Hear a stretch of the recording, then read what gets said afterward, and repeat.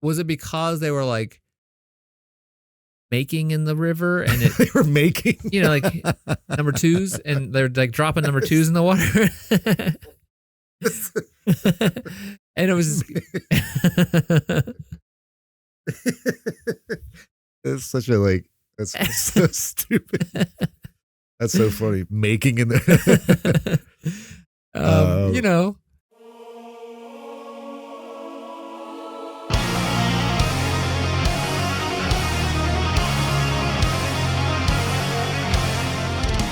Hello, everybody. Welcome back to the Mysterious Pals. My name is Chris, and this week we're going to be talking about something spooky and scary and mysterious.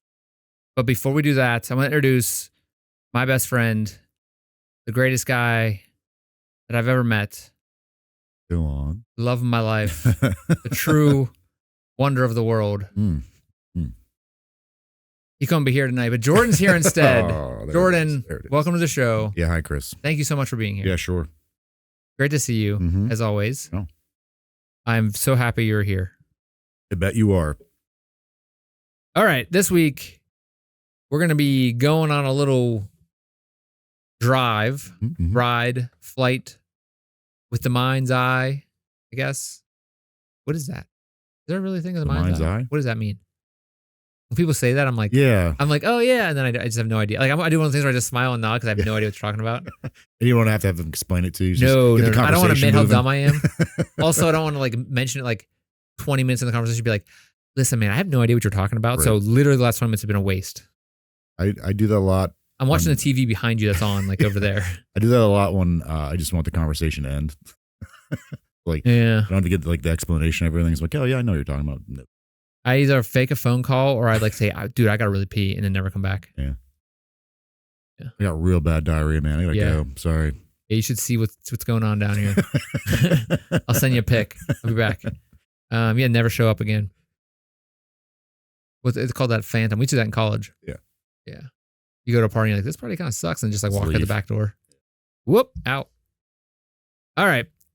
Let's go on a ride. Yeah. So this week's episode came from a listener or watcher suggestion. Watcher listener is an idea he gave us. His name is Chris Kraz. Suggested we do a mystery based on a lost African city. Chris hails from Saskatchewan, Canada. Friends in the north. Yeah. The frozen north, they say. Yeah. He commented that he wanted us to do a podcast on a lost African city. His girlfriend is from Togo, Africa. So a lost African city. Yeah. You think there's a lot of those? It seemed like there was when I like started Googling stuff. Yeah. There's a lot going on at that continent. It's a big continent, they would say. Right. You know? So yeah, this week's episode, I took Chris's suggestion and I found a lost African city called Gedi. Gedi? Yeah, Gedi. Or it's sometimes pronounced, or it's not pronounced, spelled Gede. That's what we're doing on this week, Gedi. Oh, Gede. Gde or Gedi. Okay. I found that Gedi is significant for two major reasons. It was part of a vast trade network along the Indian Ocean during the Middle Ages. This is a hub where citizens interact and trade with the Chinese and various Arab countries. Second reason is because it challenged colonial era misconceptions about African societies being isolated and undeveloped. Okay. Now, is this on the western side? Eastern side. So yeah, I'll go in that little. Okay. So it kind of debunked that thought that a lot of these Europeans had of Africa being like underdeveloped, not as like civilized or advanced. Europeans were. Is the Horn of Africa, that's the bottom right, that's like caused lots of problems with shipping, right? Was it had to go all the way down and around back in the day? Yeah. And that was like, is that why they started going the other way? To go around to come back to the other side of India? I think so. India and China and that? Because it was like, wasn't the Horn of Africa like a dangerous area? Because it was the winds going through the water? I don't know. I'm not sure. I don't know if it was like. I'm not a shipping magnate. I don't know these things work. I know Johnny Rockefeller. Yeah. I guess he wasn't even a shipping magnate, was he? I don't know. You're the history guy. I'm just the looks. I just typed in Horn of Magnate. Oh my goodness.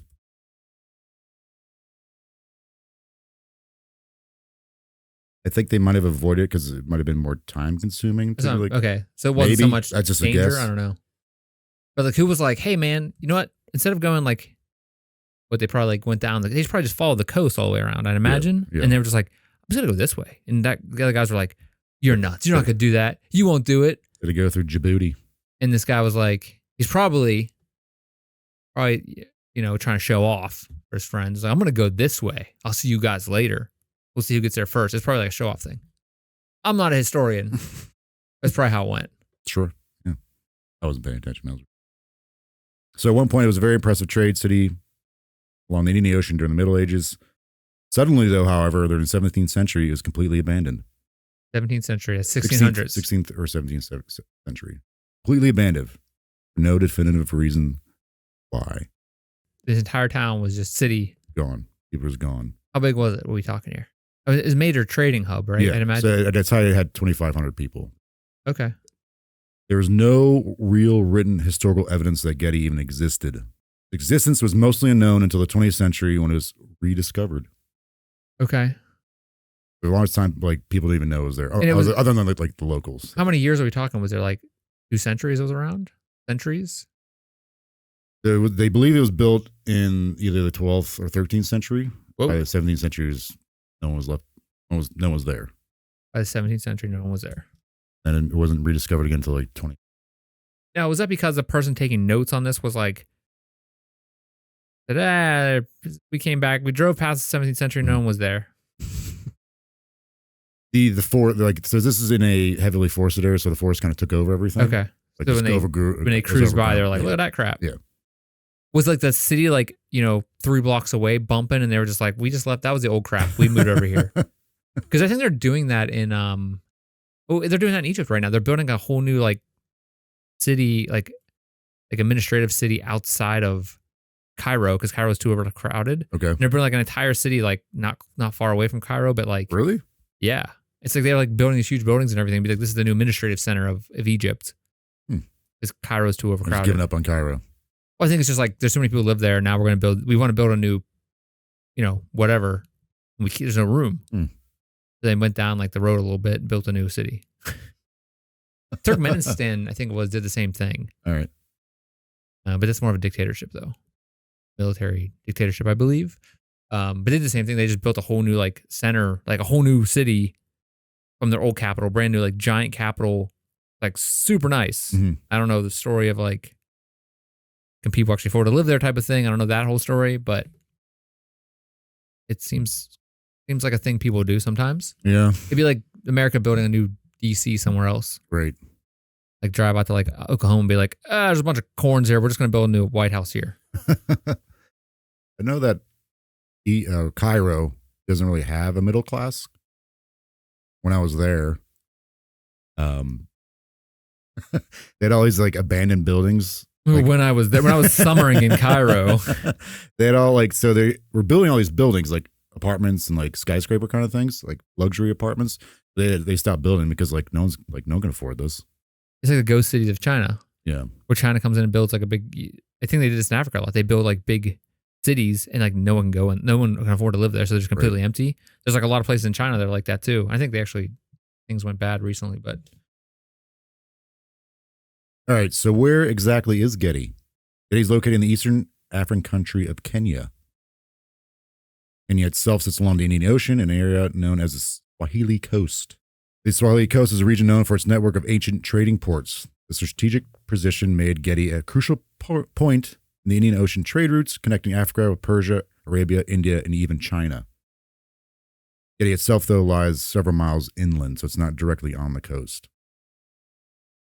So the original, like the city itself wasn't actually on the coast, but it was like a coastal. Yeah, the Swahili Coast is what it's called. On the Indian Ocean, it's like there's all these major like cities and like ports were there. Trading purposes, they kind of like boomed because of that. Okay. There's actually quite a few other abandoned cities that were found along this coastline. I think it's kind of interesting. So this is just one of them. It's located near the coastal town of Malindi, approximately 94 miles or 150 kilometers northeast of Mombasa, Kenya. Nestled with lush and dense Urabaku Stoke forest, Getty is somewhat hidden from casual discovery, adding to its mystique and appeal. Again, the forest overgrew and like took everything over. So that's why a lot of people didn't know of it, other than like locals. Like I said earlier, it's believed that city was abandoned either 16th, but most likely the 17th century. And as I said earlier, there's no recorded documents of it ever actually existing, so people didn't know where to go looking for it, like, or that it was even there. Just because they didn't write stuff down back then, or they didn't keep good notes. Well, this town apparently city didn't really take much notes, or like. Well, then other companies that were trading with them, like, yeah, go down here. But that's what makes it even weirder, though, that like no one knew of it. Yeah, those weren't good note takers. Maybe I don't know. A lot of like what happened, people think happened is all like hearsay from people around there, like around the area. What do you think might happen? Is it like, was it on like original maps that people drew? This one I'm not sure, because there's another one I was looking at. It was actually pinpointed like with, I think to like with like the latitude or longitude. Another city I saw that was like pinpointed. And that's how they found that one. But this one I'm not sure. Sir John Kirk, a British consul in Zanzibar, was one of the first individuals to take an academic interest when he founded the ruins in 1884. Those efforts did not yield widespread attention. However, it wasn't until the 1920s that Gedi's ruins caught the attention of British colonialists and archaeologists. The official rediscovery occurred when local farmers informed British settlers about the ancient ruins buried in the forest, sparking the first modern-day explorations. You think it's ever going to happen like to us? Like, well, I guess our society, like, people will just show up and be like, whoa, check it out. It's Pittsburgh, or it's Philadelphia, or it's New York City, or it's Cleveland. They're like, look at that. This is like, oh, we didn't know it was there. We rediscovered Cleveland, like 200 years from now, or rediscovered Oklahoma City. I mean, those are pretty big cities I'm talking about, but like smaller towns. I mean, some of these were too. Early excavations in the 1940s revealed the sheer extent and sophistication of the Gedi ruins. Coral stone structures, intricate carvings, and well-preserved artifacts pointed to a wealthy, well-established city with advanced urban planning. Excavations unearthed a range of imported items that reflected the cosmopolitan nature of the settlement. Found Chinese porcelain from the Ming Dynasty, beads from Venice, and coins from the Ottoman Empire. These findings showcase Gedi's role as a prominent trade hub in the Swahili Coast, intricately connected to the global economy of the medieval and early modern periods. So, like, were these ruins, they stone? Were they making them out of stone? Were they making coral stone? Apparently, like, they would like had the ability and knowledge how to like dig this stuff out of the ocean and like mine it basically and build stuff out of it. I imagine maybe it was part of like rock structures as the sure, yeah, like around there because they're close to the coast. The continents moved around, but like they were. It's not like this wood, like you'd think like abandoned town is like wood hanging down. Right. Like, we think of that as like, when we think abandoned places, it's like the Wild West towns in America. They're spread out through America. They're all abandoned. The old coal mining towns, or the tumblebees. They're like buzz, buzz, buzz. And they're just tumblebees. Yeah. Rolling by. Tumblebees. Oh no, run. There's a ball of bees. Yeah. You're like, oh my God, this is really abandoned. No wonder why they left. Yeah. This is hell. As I said earlier, Gedi was likely built in the 12th or 13th centuries by the Swahili. The ruins spread over 45 acres. Remnants of outer and inner walls remain. The outer wall was around 20 feet high, while the inner wall enclosed 18 acres of space. It is believed the wealthiest citizens lived within the inner walled area in the city. This division mirrored social stratification commonly found in Swahili cities. So that's where it would like, based off of what they're seeing here, our guys are seeing here, they're like able to be like, oh, this is Swahili built. Okay. The structure, like this, the architectural design of it. I said earlier, the height of the Gedi population was around 2,500 people. That's not that many people when you think about it. No. But like you expect that was like probably permanent residents, and then there's like people coming in and out all the time. Yeah. The city's layout included residential areas, public spaces, religious buildings, and areas for trade and commerce. Narrow streets typical of Swahili urban design crisscross between the buildings, connecting the inhabitants of Gedi to key locations such as mosques, markets, and water wells. One of the most striking aspects of Gedi's architecture was the use of coral stones in construction. These coral blocks were quarried from the ocean, which is an abundant resource along the East African coast, and then shaped into large bricks. So apparently this material provided durability, but also kept interiors cool in the tropical climate. These people knew what they were doing. They've done it for a long time. Yeah. So like Yeah. these, like I said earlier, like people just were kind of blown away by this. Like, well, we thought these people like, didn't do any of this stuff. They were expecting to see this, Yeah. But also you gotta think like, who was the guy who was like, I'm gonna start building some stuff out of these bricks. And people We start found in the showing ocean. up. Yeah, like who was the guy who was like, let's start building a bunch, and then people start coming like, yeah, let's start doing that. Like the idea that I find it fascinating, the idea of people coming together and building a town, especially, a long time ago. Like obviously they had the ability, but it was like, who was like, I'm gonna all start building together, and like they got along enough to actually make it prosperous. Right. Yeah. I mean, it can't be easy. No. But I guess you have to do it out of like mutual need or necessity. Yeah, maybe they got sick of war. They're trying to protect themselves, like war with other people in the area. Many of the structures had ornate carved designs showing a strong aesthetic influence from Persian and Arab countries. One of the most significant buildings in Gedi was the Great Mosque. This stood at the heart of the settlement. They believe it was built in the 15th century. This mosque reflects both Islamic influence and Swahili architectural traditions. It had a capacity to hold hundreds of worshippers, indicative of the city's sizable Muslim population and the importance of Islam in daily life. Another key structure in Gedi was a sultan's palace. Sultan is king, kind of equivalent, yeah. Likely served as the residence of the city's ruler or an influential family. So do you think like they had elected leaders this time whenever this place was founded? Is that a thing? I wouldn't. Or was it just more of like, this is my land, we're building it on my land? Like, because like, whose land was it? Right. That's usually how it goes with like, I mean, lords and stuff. People that live there are like Western Swahili people. I'm guessing it would have been the strongest guy around. Yeah, maybe. or might be hereditary too. Oh, okay. Probably say it's probably hereditary. Like the line of like tribal leaders up until this. Sure. This grand structure is multi-storied, which is rare for the time, and shows the wealth and status of Gedi's elite. It had multiple rooms, courtyards, and even bathrooms. Highlighted the advanced nature of urban life in Gedi. I thought this was interesting. Wealthier homes had indoor toilets and bathrooms. What? Yeah. Where'd it go? Where'd the tinkle go there? So, I mean, it's not like you're saying they had plumbing, is it? I think of not as we know it. But it's like went in a hole somewhere. Like a really deep hole. Yeah, and it was like well thought out, well planned, like urban planning. Which okay. Because I know you brought this up before when we talked about like Victorian England. How they were just like dumped their crap in the streets. Even in America, they did that up until the 1900s. They were like, a lot of places did, but like that was kind of neat. Like they were doing this. Yeah. Here. Yeah, especially like when people say like those in that country, the people of this country were in Africa were not able to do those things. Like people in the West, thought that like even back then, the 1700s, 1600s, they were like the quote savages of Africa. They don't know how to do anything. They can't possibly have a city or anything. Yeah, they thought they're too disconnected and too not smart enough. Yeah. It's kind of like no, people have been building stuff for a long time. Yeah. Look at Africa. So yeah, they had internal water systems and drainage, which is crazy. Look at Egypt, I should say. Yeah. Like parts of Africa, including Egypt, like people have been building stuff for a long time. Structures. Archaeologists have found evidence of sophisticated drainage systems, bathrooms with flush toilets. Flush toilets? Yeah, and cisterns used to collect rainwater.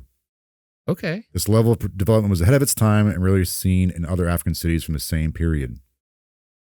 Public wells and bathing areas were located strategically across the city to ensure easy access to clean water. That was obviously essential for the city's residents, and particularly in light of the tropical climate and seasonal changes. Bugs. Imagine the bugs they had around there. Oh my gosh. Hate them. Hate them all bugs. So as said earlier, it's believed the city was completely abandoned in the 17th century, possibly the 16th. So why would such a prosperous, significant, integral trade city be abandoned? Was it the slave trade? No. Was it? I mean, was it still forest? It wasn't turned into a desert or anything like that. Like it. Was there signs of war? No, that's kind of interesting. You brought that up. Okay. One of the reasons Gedi's abandonment remains so mysterious is the lack of written records. Like I mentioned earlier, like nothing's really was written down about the city. Never really knew it existed. Unlike other Swahili cities, Gedi left behind no detailed historical accounts. Really weird. The city's story has been pieced together primarily through archaeology, oral historians, and regional records from neighboring cities, but much remains speculative. All right, so I'm going to go with some theories about what happened. Okay. This is the theories, right? Yep. Wow. Wow. You made it. One of the theories is Portuguese colonization power struggles. The arrival of the Portuguese along the eastern African coast in the late 15th century altered the geopolitical dynamics of the region. 1498, Portuguese explorer Vasco da Gama reached the Swahili Coast, marking the beginning of European interference in local affairs. So, like, again, foreign powers coming in from the outside messes everything up. Yeah, they're like, wow, look at this continent. It's gigantic, and there's a lot of things here. The Portuguese sought to control lucrative trade routes that connected East Africa to the Middle East, India, and Asia. So they're kind of coming in and like taking over territory. By the 16th century, the Portuguese had established strongholds in cities like Mombasa, Ilwa. Mombasa, again, like I said earlier, is like 90-something miles away from Gedi. Is the Portuguese like, were they a big, this is like, is this the age of discovery? Yeah. So are they like a big world power at this time? Yeah. Like, which is crazy because it's such a tiny country. Yeah, I was like, the Portuguese doesn't seem like, weird. They just like got really good at boats. I don't like naval stuff. Yep. Yeah, okay. And, I mean, trade. Yeah. Once you do that, you can start like dominating trade and trading and making all your money off of that. Okay. The military campaigns disrupted traditional trade networks, which may have contributed to Gedi's decline. However, though, Gedi does not appear to have been directly involved in any conflict with the Portuguese, making this theory plausible, but not conclusive. It is possible that Gedi, as a smaller city, felt the broader economic effects of Portuguese dominance in the region. Okay. I mean, if they're going to do anything, right? Like, you want to come in and take over the trade routes if you want to be a world power. Like, it doesn't make sense to me, though. Like, maybe people don't understand trade at that time. Because, like, why would you want to be in charge of everything? Just because you want to charge a fee? Yeah. If you control it, like. But, like, then you can't trade if people aren't trading crap. So how are you making money? Doesn't make sense. Wait.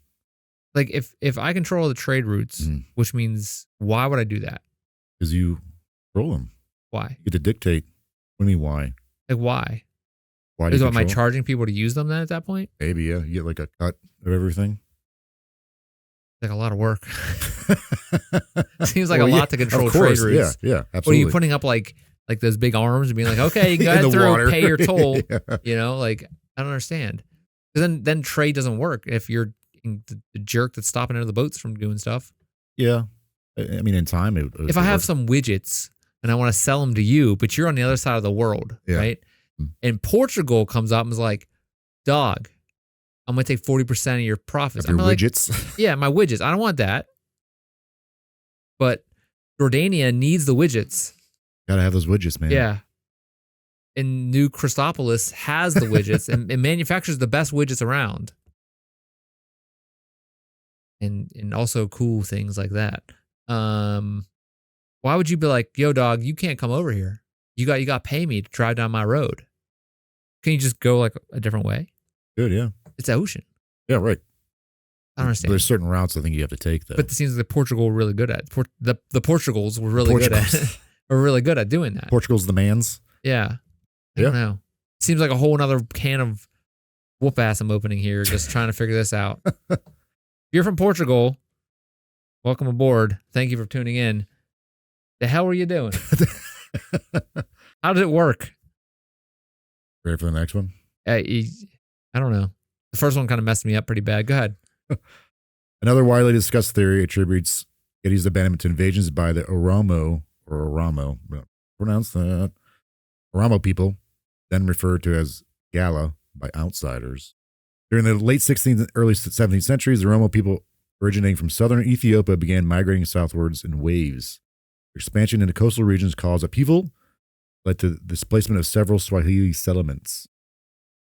Archaeological evidence points to defensive measures taken by Gedi in its final years, including the reinforcement of its city walls, suggesting that inhabitants were preparing for an external threat.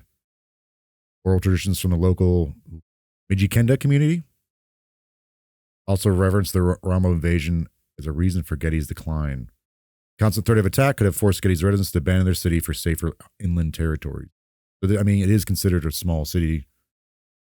Yeah, compared to these other ones along the coastline. Roll in with like 100 men, and because most of the people there are not warriors, I'd imagine. No, they're not like a warrior people that were in this city. Yeah, they were just like more of a trade people. They're like merchants. Right. Yes. So it was like a trade town. They just guys roll in and say, we're going to take, again, roll in and take over the profitable Why would you stuff. want to do that? Yeah. Put up your arms that come down and stop people from going in and out. Like, I don't get it. I guess other than the walls being refortified, like there's no evidence of there actually being like a war that happened there. Yeah. A battle or anything. So there's the next one. Environmental and ecological factors. Okay. Environmental degradation may have also played a role in Gedi's abandonment. Some researchers suggest that changes in the local environment, such as deforestation, soil depletion, or the depletion of water sources, it made the city unsustainable. Because they were peeing in them. And they were just like draining all their pee down there. They were doing a good job of like keeping that. Were they? Yeah. It seems like they were doing a great job because they all took off. It might not be the water thing. That's what I'm saying. I guess some people are saying like I don't quite understand what a water table is. Yeah. They're saying the water table might have dropped too much. Yeah, so they couldn't get to it. Enough, clean water. Yeah. Okay, that makes sense because where are you going to get the water then? Right. And especially maybe this area doesn't have a lot of, it's coastal. So wouldn't there be rivers around? Yep. Maybe they moved towards the rivers, so it wasn't efficient. Or I thought they would build a lot of these cities like around rivers, though. So Gedi was located near a river. Okay, but and while the city had developed advanced water management systems such as wells and cisterns, a prolonged drought or depletion of groundwater could have rendered the settlement uninhabitable. Yeah, I got the words. Why? What if? Was it because they were like making in the river and they were making, like number twos, and they're like dropping number twos in the water, and it was. It's such a that's so stupid. That's so funny. Making in the. I think they. Well, no, they wouldn't have to. They have toilets. But the toilets are going somewhere. Yeah, I think they had into the groundwater. Yeah, maybe. Where was it going? It wasn't just a big cave down with a lot of poopies and down there. Other makes. All their makes jumping down there. I feel like if they were that knowledgeable of how to, make other underground cisterns and like plumbing and stuff like that, they would know. But like that stuff still has to go somewhere. Yeah, I think they would. You'd think they would know it should go into the ocean. Yeah, or away from their water sources. I would hope so. I don't know. But did they understand bacteria and stuff at this point in time? Was there just a guy at the end where all the washed out and he just smushed it all down? Like, got to smush it into this hole. I don't think people understood bacteria because that's more on like the microscopic. They probably understood like you can't. But they understood hygiene. Eat where you poop. Yeah, they understood hygiene. Where you make. If water sources became unreliable, this obviously would significantly impact agriculture, hygiene, and daily life, thus forcing inhabitants to relocate to more hospitable areas. Can't make dinner where you make. Don't make where you make. Don't make where you make. We should get that on a shirt. Don't make where you make. Don't make where you make. Drain the ocean and don't make where you make. Shirts coming soon. So these all, I think they all seem very plausible so far. I do like the whole, like the ecological, environmental kind of thing. I think that to me, as of right now, that seems the most, most likely maybe. It's always got to be number one when you're thinking about. When you're thinking about number two. When you're thinking about when you're making number two, it's got to be number one on the list. Yeah, if it's number two, it's got to be number one. It's probably the first thing when you think of these cultures. Like, okay, it has to be. The city's still there. Mm-hmm. Then it has to be something like ecological or something like too much make in the water, or Like a plague came through.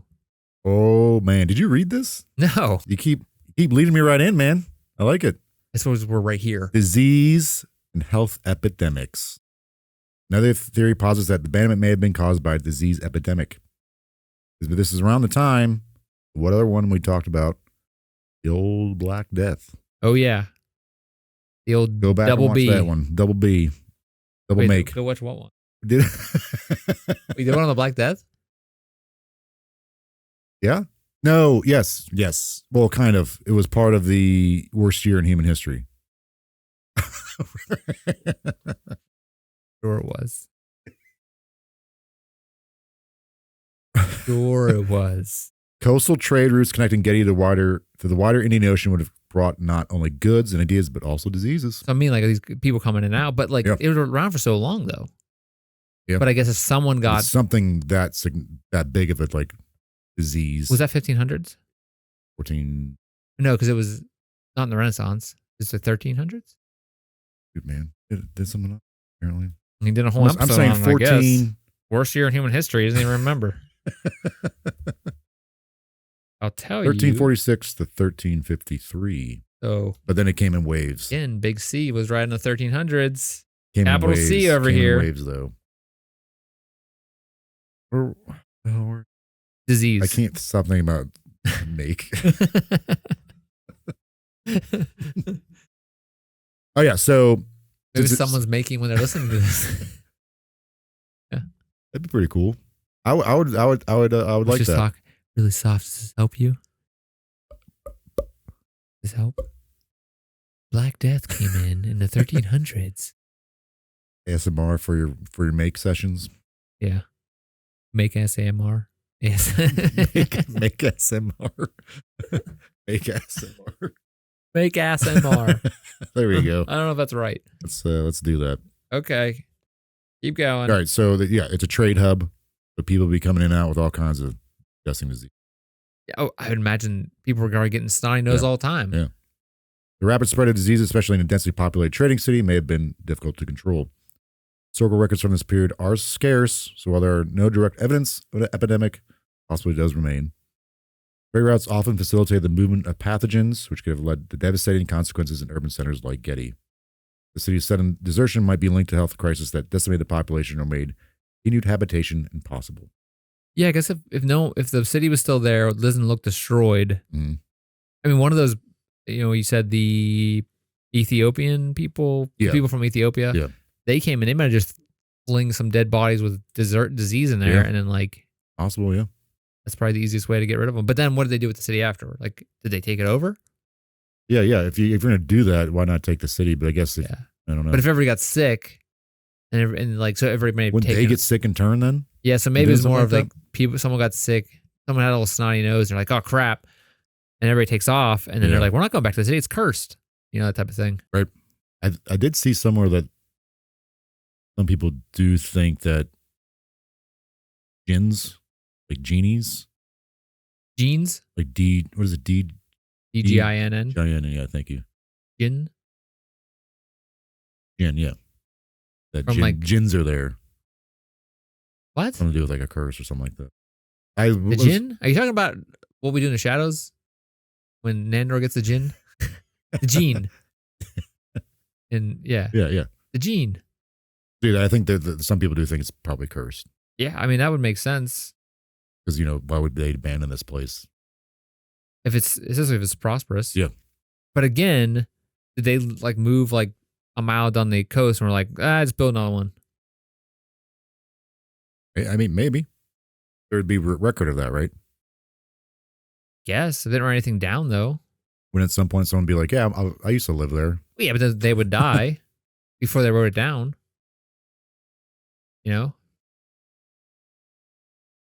Think about it. You know your great grandfather? Did you ever meet your great grandfather? I met my great grandmother. But do you know where they're buried? Do you know where yeah, it's like that type of thing. Like as soon as when you have a great someone, hey, you know where the hell they are, you know what they did. You have no idea those stories. Wouldn't like oral tradition, yeah, I think so. But maybe there's an off day. I don't know. Maybe they all, maybe they didn't want them to forget it because it was couple generations, it's going to be lost if it's not written down. Yeah. All right. Yeah. Economic decline. Another potential explanation for Gedi's abandonment could be economic decline. Swahili coastal cities were heavily reliant on international trade.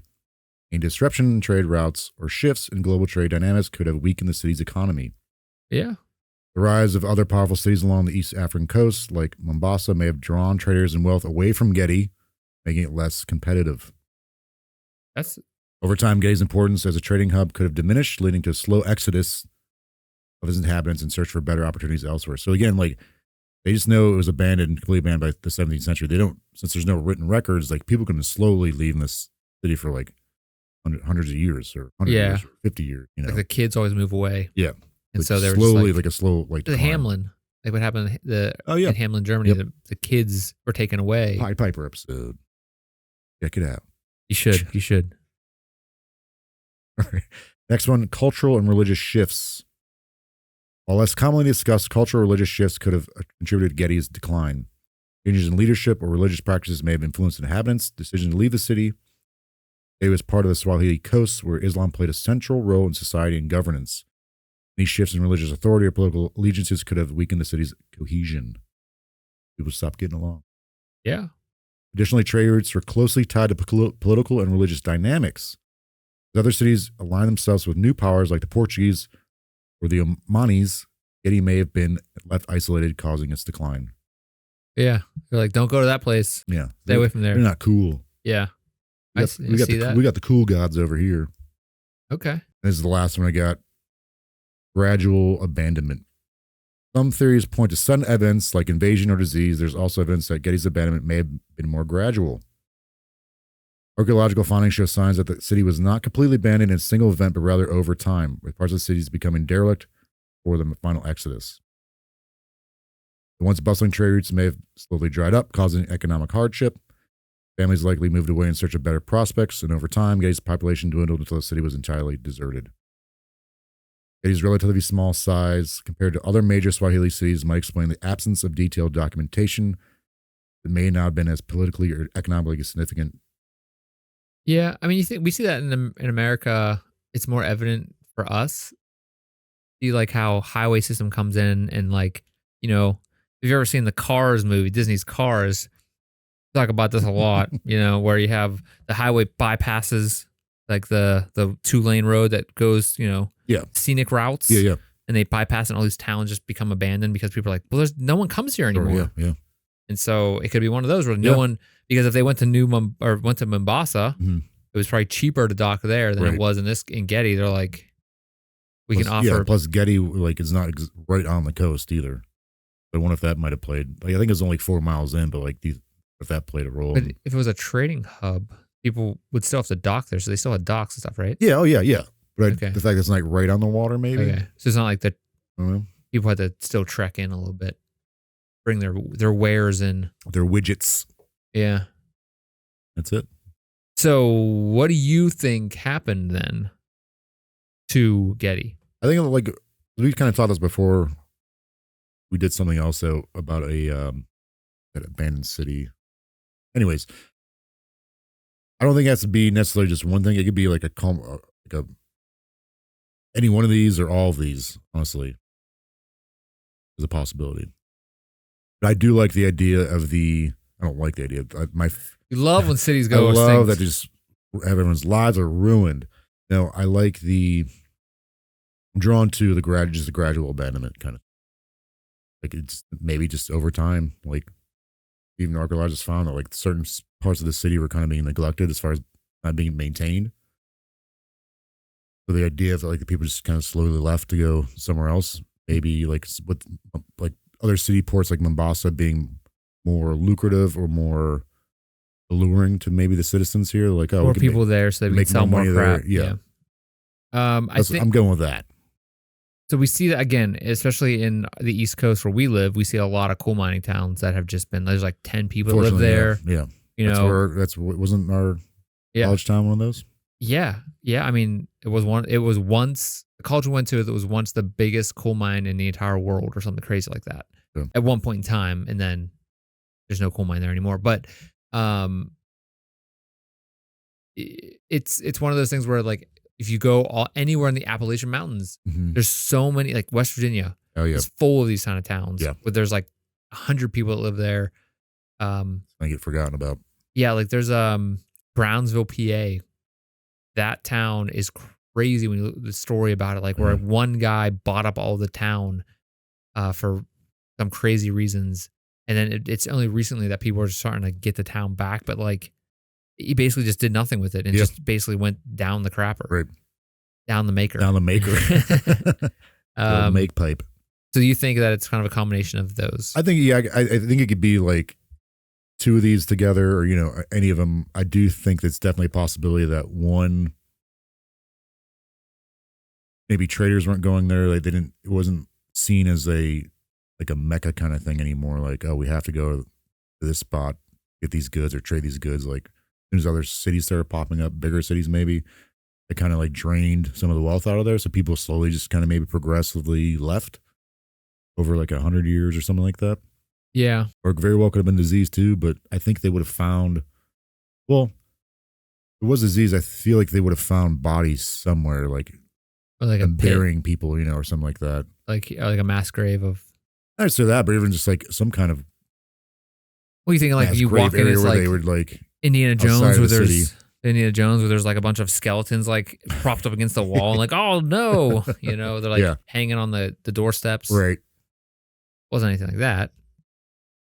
But so I think it makes more sense that it's just like makes more sense that it was like an economic decline of, I don't know. I think I'm going with the ecological thing. Yeah. I think it could be a drying up of resources such as like water itself. Natural resources, or even resources that aren't coming to the city anymore, like trade goods. Right. So the trade guys come in, they're like, hey, like, we don't have any water. Like, we'll see you later.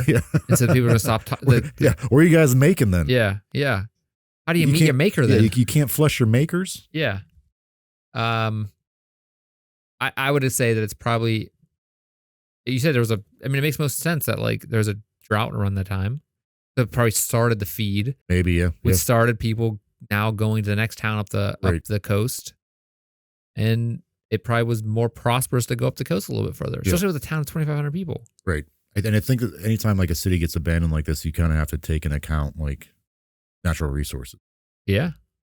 Maybe they ran out of stuff to build. Yeah. Maybe they ran out of land to build. Maybe there was there any like types of like ecological or not, more of, what am I trying to say, like landslides or something like that, something that caused kind of like a disaster. Right. And they were like, well, there's no way we can do this. It's definitely possible, like for others happening to other cities, I would imagine. Yeah. All right. Well, is that all you got? We got no answers of where the people of Gedi went. I wonder if they could do like a DNA thing, but then how would they trace it to something from Gedi? Unless they found a body buried there and got DNA from that, maybe? I don't know. I'm sure there's way smarter people than me that are actual good doctors that could figure this out.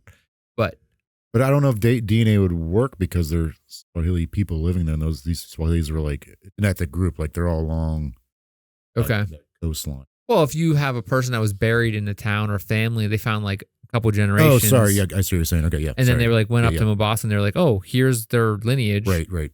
Then that's where they went. Yeah. They must have escaped. I think they did that with the Mayan people. Mm-hmm. They recently found out, like, hey, if we kind of track things. All right. Well, thank you, Otter, to our viewer, listener, Chris. Something.